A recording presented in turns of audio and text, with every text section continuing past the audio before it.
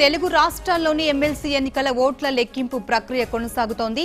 తెలంగాణలోని ఒక పట్టభద్రుల 2 ఉపాధ్యాయ ఓట్ల లెక్కింపుతో పాటు ఏపీలోని ఒక ఉపాధ్యాయ 2 పట్టభద్రుల ఎమ్మెల్సీలకు ఓట్లు లెక్కిస్తున్నారు.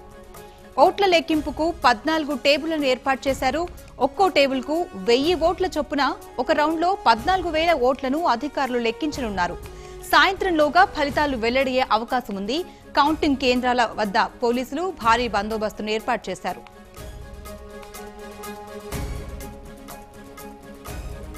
దీనికి సంబంధించి మరింత సమాచారాన్ని మా ప్రతినిధి కిరణ్ అందిస్తారు. కిరణ్, చెప్పండి.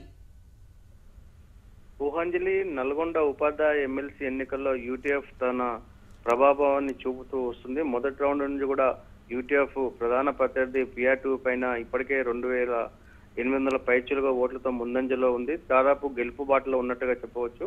మొదటి నుంచి కూడా PRTU అభ్యర్థి పూల రవీందర్ పైన యూటీఎఫ్ అభ్యర్థి నర్సిరెడ్డి తన యొక్క ఆధిక్యాన్ని ప్రదర్శించుకుంటూ వస్తున్నాడు. అయితే ఓట్ల ప్రక్రియ కౌంటింగ్ పూర్తయిన దశలో అధికారులు విజయం ఎవరిదని ప్రకటించేందుకు మరికొద్ది సేపట్లో ప్రకటన విడుదల చేసే అవకాశం ఉంది. ఏదేమైనప్పుడు కూడా ముగ్గురు మధ్య పోటీ ఉన్నప్పటికీ భావించినప్పటికీ ప్రధానంగా యూటీఎఫ్ PRTU మధ్యనే పోటీ జరిగింది. ఇందులో మొదటిసారిగా యూటీఎఫ్ తన ప్రభావాన్ని చూపుతూ 2,000 పైచులుగా ఇప్పటికే అధికారులు చెప్పడం జరిగింది. మరికొద్ది సేపట్లో అధికారికంగా ప్రకటన చేసే అవకాశం కూడా ఉంది.